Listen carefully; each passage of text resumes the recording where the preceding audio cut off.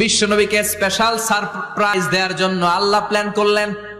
জিব্রাইল ডেকে বললেন, ও জিব্রাইল, আমার পেয়ারা নবীকে স্পেশাল সারপ্রাইজ দিব, কিন্তু এই সারপ্রাইজের গিফটটা তোমার হাত দিয়ে আমি দিতে চাই না, তুমি দিয়ে আসলে হবে না। আমার পেয়ারা নবীকে দুনিয়া থেকে টান দিয়ে আমার আরশের উপরে নিয়ে আসো। সাহিবুল মেরাজ, যেই নবীর মেরাজ হয়েছে আর কোন নবীর হয় নাই। এই মেরাজ করতে যে কত কাণ্ড, কত প্ল্যান প্রোগ্রাম আল্লাহ। টাইমের স্পিডকে আল্লাহ থামিয়ে দিলেন। মক্কা থেকে উঠিয়ে বিশ্বনবীকে এক মরুভূমিতে রাখা হলো রাতে। বললেন দোয়া করেন। দোয়া করে বিশ্বনবী বললেন, ভাই জিব্রাইল, এটা কোন জায়গা, কোথায় দোয়া করব? সাইয়েদনা জিব্রাইল বলেন, নবী, কিছুদিন পরে এই জায়গায় আপনি হিজরত করে আসবেন, এই জায়গার নাম ইয়াসরিব, মদিনা। দোয়া করলেন।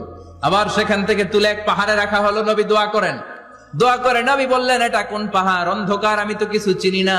সাইয়েদনা জিব্রাইল বললেন, নবী, এটা সাধারণ পাহাড় নয়, এই পাহাড়ের কথা আল্লাহ কোরআনে বলেছেন, এই পাহাড়ের কসম আল্লাহ কোরআনে খেয়েছেন। এই পাহাড়টা হলো আপনার ভাই মুসার পাহাড়, তুর পাহাড়। তুর পাহাড়ে তিনি দোয়া করলেন। কত কিছু করে বিশ্বনবীকে আল্লাহর আরশে নিয়ে যাওয়া হলো। সাহিবুল মেরাজ। বিশ্বনবী ছাড়া আর কোন নবীর কি এরকম মেরাজ হয়েছে? সবাই বলেন হয়েছে। বিশ্বনবী মেরাজে গেলেন, মেরাজ থেকে ফিরে আসলেন।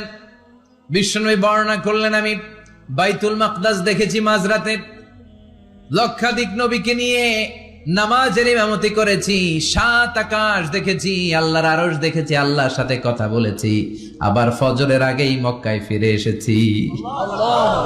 সবাইকে খাইছে মোহাম্মদের মাথার তার ছিঁড়ে গেছে। নাউজুবিল্লাহ পড়ে।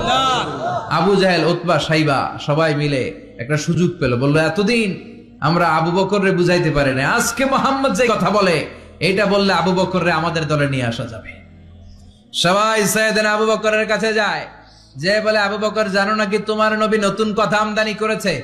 কি বলেছে আমার নবী? তোমার নবী বলে মাঝরাতে বাইতুল মাকদাস গিয়েছে। বাইতুল মাকদাসে তখন দ্রুতগামী ঘোড়া দিয়ে ছুটলেও যেতে লাগে 15 দিন। About turn, come back, ফিরে আসতে আরো 15 দিন। মোট কয়দিন?